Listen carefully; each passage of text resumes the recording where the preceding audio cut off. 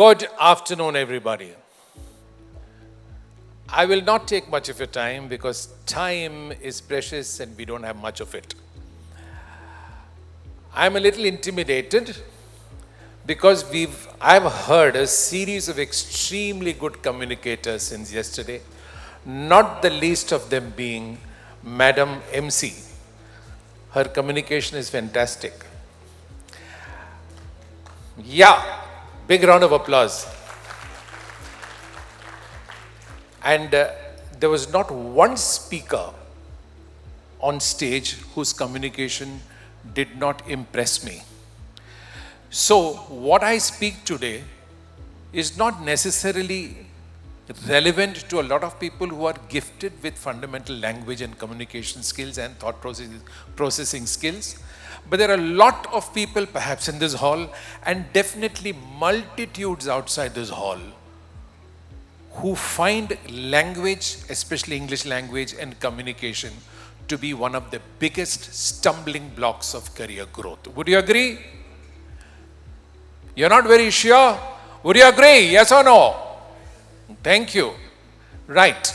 So can I have, that's nice. Okay. Next slide, please. Now, through my years of experience of, I would say, quote unquote training or discussing this subject with extremely good speakers, I have found that even the best of communicators tend to fail in certain aspects. And so today I'm going to share a few tips with you that I usually share over 2 or 3 days of workshops. So these are some of the basic tips or rules I find that make a person really an effective communicator. First is precision. Result-oriented organization. I'll talk about organization a little later. Planning what you're saying according to your understanding of who you are communicating to. That person's mindset, that person's willingness to listen to you, that person's expectations. Often we fail in that because we are often lost in the passion of how we relate to our own subject and knowledge. And finally, most important, brevity. Brevity, being brief. And I think that's where a number of extremely facile speakers and knowledgeable speakers fail a little bit because they get carried away by the power of their own knowledge. Mr. Sambandh, the very first speaker. I'll just take a few contexts that are very relevant. And thank you, Mr. Satish, for giving this opportunity to come and speak here. I was quite astounded at the idea that an expo of this dimensions, of this grandeur is being organized in Coimbatore. And thank you, Govindan, for telling me about Mr. Satish, getting me introduced. And I'm just making the shift from being a television music trainer to getting back to my original work as a corporate trainer. And here I am talking to so many of you. Fantastic. Okay. So yesterday we spoke about a lot of money being available for investment. But the problem is not with availability of money, but the problem could be of the investors being able to find the right people in whom they have faith. So investment is not about the lack of money, but perhaps the perception of lack of people. So I remember Mr. Satish telling me that often we get an opportunity at the airport of meeting somebody and you have precisely 5 minutes to impress somebody and strike a rapport and sell an idea.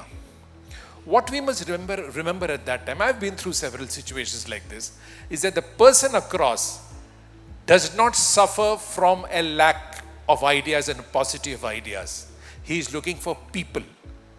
And at that point of time, what we need to do is to present who we are. And who we are is reflected in the way we speak. Next slide. Now, there is a difference between thought and thought processing. And this is one of the distinctions I would like to share with most people who wish to be better communicators. Thought is random. Thought is instinctive. Thought is reactive. If I say flower, immediately some flower you picture in your mind. If I say fight, you might think of your spouse with whom you had a fight in the morning. Thought is random. Brainstorming is thought.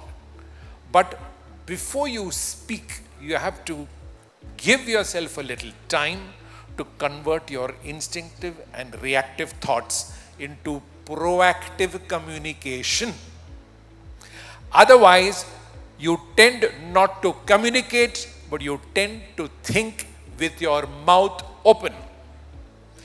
Communication is not thinking with your mouth open, and I'm afraid a lot of extremely facile speakers and knowledgeable people are often guilty of thinking and feeling with their mouths open. So they lose the audience. You suddenly find people glassy-eyed with a bit of boredom and looking at their watches because you're not communicating. So talk less, convey more. This is a principle I adopt, and I've learned to adopt, and I always thank this lady, Dr. Premlata Sharma, a great writer, the late Dr. Sharma. She taught me the value of brevity, and she was a Sanskritist, and the Sanskrit tradition of sutras are a magical tool of capturing maximum meaning in minimum words. Try that out. What is this man talking about? Definitions is what we left back in our physics and chemistry books. What is Boyle's law? What is Murphy's law, etc.? No. In one of my past workshops, I remember asking a professor of marketing from an extremely reputed institution, Academy of Management. I asked him, give me a definition of marketing. The man gave me a little lecture. A lecture is not a definition. What is a definition? And I'm grateful to Father Mascarenhas, the director of Xavier's Institute, who gave me this definition of a definition. A definition will state in minimum words what something is and what it is not, what something does and what it does not do. Period. So, what something is a conceptual definition. What something does is a functional definition. And it is my great passion, having suffered a lot of educational follies in my school days, that youngsters should be given definitions and perspectives of the subject that they're trying to understand. What is mathematics, for instance? What is chemistry? Chemistry, the minute you say chemistry, you're thinking of chemicals and the lab and pipettes and reactions and Avogadro's hypothesis and the element and the whatever. I mean, it's a morass and a mass of information that you cannot piece together. I like the recent definition I read up. Chemistry is the study of matter. Oh! Coming to think of it, it is. Chemistry is the study of matter, that is solids, liquids and gases, down to their constituent atomic level, in order to investigate or study or understand the reactivity or the lack of it between elements and compounds. Because the value of chemistry in life comes from the way matter, different types of matter react with each other.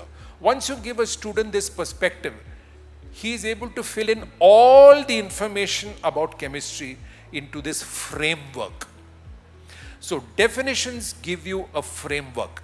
Now this is a fascinating thing, and this can go on. I mean, in our workshops, we talk about definitions and we create definitions for about an hour or two. Okay, so from the seeds of definition, suppose you're asked to come and give a lecture. First of all, work out the fundamental point that you wish to make and decide, do you just want to state it in a few lines or do you want to elaborate? Oftentimes, we do not need to elaborate. We elaborate because we sometimes undermine the listener's intelligence and knowledge. Talk less, convey more. Oops, I need to go back. Right, and critical thinking skills. I think most of you have been through all this. This is part of a workshop. Okay. Now I come to my favorite subject, that is language. I want one person to shout out, several people to shout out from there. Can you give me a definition of language? What is language? Can somebody say? Shout. Madam, yes, second row, second from my left. What is language to you? Medium of? A little louder, please. Fantastic. Who agrees? She says medium of conveying messages, medium of communication. Is language a medium of communication? Most of you agree? If you agree, raise your hand. If you disagree, raise your hand. If you agree and both agree and don't agree. Okay, that's good. Language is not a medium of communication. Do you realize that you're thinking all the time? What are you thinking in? Are you thinking in numbers? You are thinking in language. Now, all of you either have your own children or you have seen other children growing up. And I'm fascinated by this. Everybody says, what is the first word a baby says? They'll say, mummy, amma, mother. Simple. Is amma the baby's first word, or is amma the baby's first comprehension? I have a little child at home now, 11 months. The child understands everything. I say, give me back my mobile, he'll do. No, but he's not started speaking. He's speaking in his mind. Language is not a medium of communication. Language is a medium of thought. And language is a medium of comprehension. Now there is this fascinating story of the late Helen Keller, who was born blind and deaf. Her life till the age of 7 was an unbelievable experience of pure hell.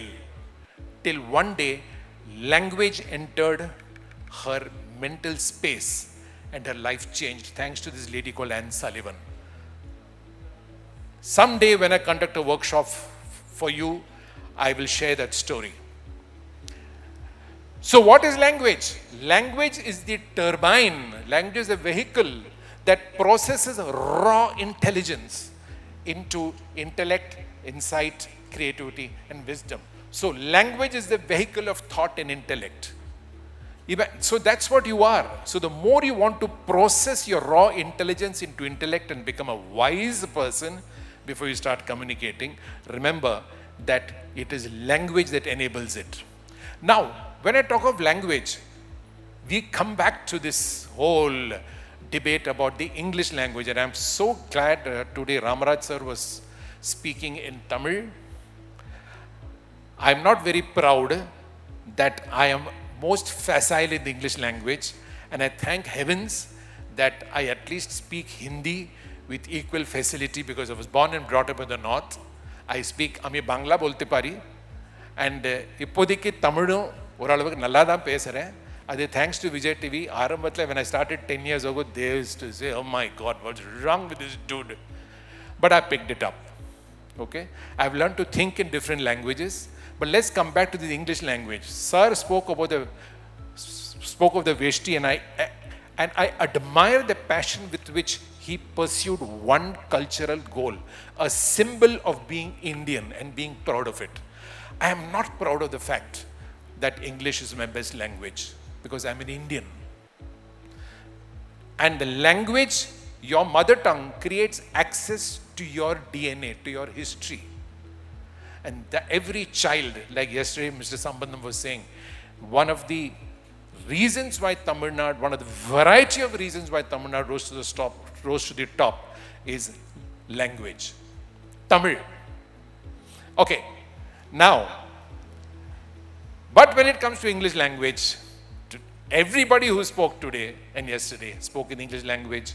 English language, unfortunately, across the world has become a license and a route for progress. I was speaking to an HR community recently, and I asked them a simple question. A lot of people say, in Tamil Nadu, in Coimbatore, you can get by speaking Tamil. Yeah, I agree. But at a certain level of management, what is that point beyond which English becomes a necessity? They said, yes, middle management. Must be true, not good, but it's a fact. So what happens when you have to manage challenges in English? First thing, don't bother. First is, do not fear the English language or any language for that matter. Because you have to realize that language is your innate mental faculty, just as eating is your faculty, smell is your faculty, walking is your faculty. Language is part of human brain hardware. Language is not an acquired skill. Now, we've had several speakers. I just heard the gentleman who spoke just now as part of the panel. Outstanding English. And yesterday, Mr. Vaidyanathan, outstanding English, outstanding accent, very good pronunciation. And I don't speak too badly either, but if you give me a test in grammar, which is in 10th or something of state board, I will fail. I will fail in grammar. And I'm sure the other two gentlemen would too. Then how come we are speaking with such facility and grammatical precision? It is because grammar is part of the brain hardware. Grammar is not an acquired skill. So that fear, we need to lose the fear of grammar and lose the fear of vocabulary. A lot of you have no problem with this, but those who struggle with it, they really struggle and they feel inferior. They feel inadequate, and that's not fair. So I have two little tips, which I hope you can share with others. Vocabulary, experience life in greater detail. Okay? He's a nice person. He's a good person. What kind of a nice person is he? Do we think enough to realize and recognize facets of every element that is there in life, whether it is people, whether it is attributes, whether it is processes, whether it is texture? And I find ladies are much better at noticing variety in everything. Often women are better at some jobs than men. Yeah. So when you experience life in greater detail and begin to notice things just like the child noticed this lady, this wonderful presence, this wonderful lady, and suddenly one day decide to call the lady Amma. Once you realize the existence of so much around you, you will find the words for it. That is how vocabulary grows. Vocabulary does not grow from the dictionary. Vocabulary grows by realization. And once you focus on processing thoughts with precision and discipline of capturing and conveying ideas precisely and completely, then force yourself to form sentences completely. Unfortunately, this is a propensity, a natural propensity, with a lot of people give up. And the brain starts adjusting itself to speaking in half sentences, then going into reverse gear. What I meant to say is, you see, it's like that, and then the brain starts learning to become lazy and loses the natural capacity to always speak in complete correct sentences the way I do and the way that a lot of speakers do. So the ability to speak in complete sentences is a magical gift of nature. Don't mess it up.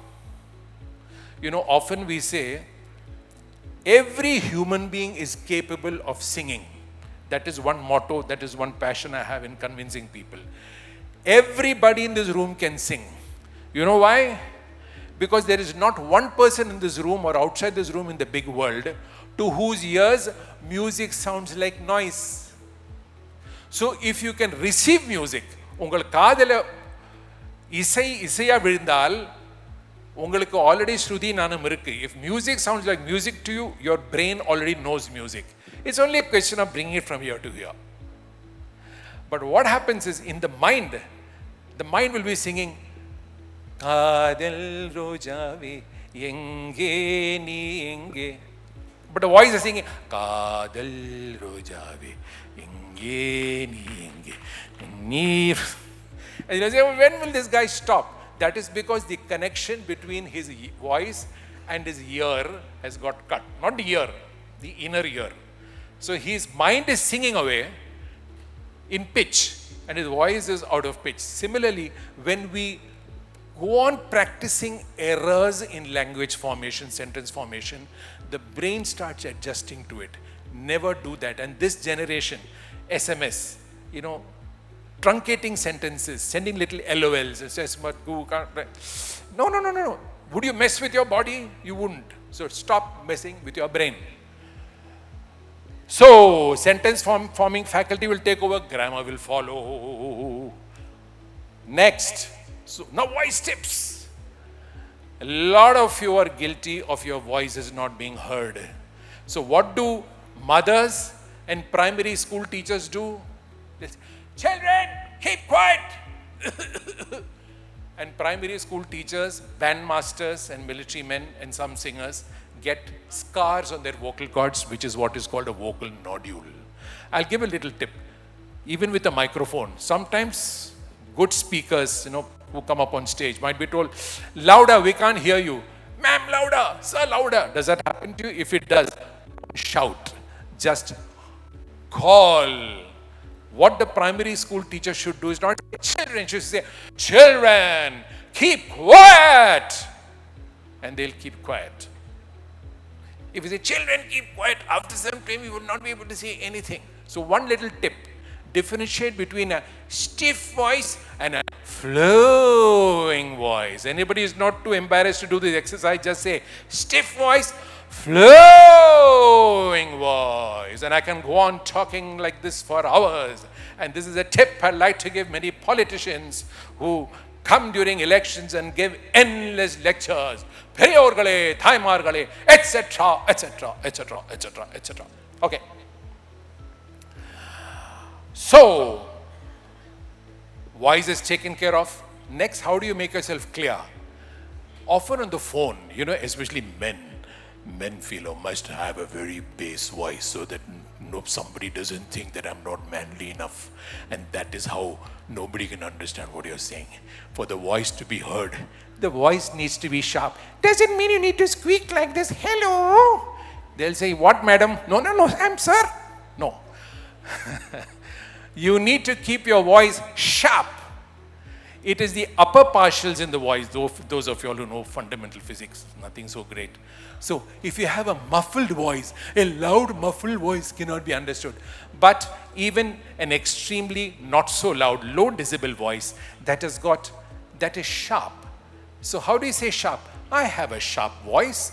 I have a very muffled voice. Sharp voice, muffled voice. So when you're speaking on the phone, speak in a sharp tone. The person across won't have to say, what? It is irritating. Okay, finally, suppose I conduct the whole thing in there like this, and what would have understood? You've not understood anything. But you say, when is the fellow going to get cut off stage? If you want to be heard, what carries your thoughts? The voice is carried by vowels, and the whole meaning or the formation are carried by consonants. So therefore, please ensure that you're not feeding your body's hunger by eating up your consonants. There is good food available. So speak, ensure that all your consonants are pronounced. And for that, what you need to do is to please speak a little slowly. Most people, they speak so fast, you can't understand what they're going to say. You're not saying anything, I can't understand anything. So what is there if you speak fast or slow? Doesn't matter. Speak slowly. And when you speak slowly, what will happen is, your brain box gets a few seconds to convert your thought into processed thought, into communication that is precise, that is brief, that is organized according to the listener's interest, and then you will have a successful communication. Everybody will live happily ever after. Okay. Now, there is a larger context of communication. All of you run organizations or part of an organization. We talk of communication within the organization. You talk of written communication. And communication is a larger aspect of life. And communication means this is the basis of building and sustaining and nurturing relationships. Okay? So life is about establishing relationships. So here are some of the tips. Yes, madam, very good communicator is looking at me. When is it going to stop? Just 2 more slides. Okay? Now, transparency, integrity, commitment, leadership, I don't talk about those. Those are personal values. But I'll give you a tip.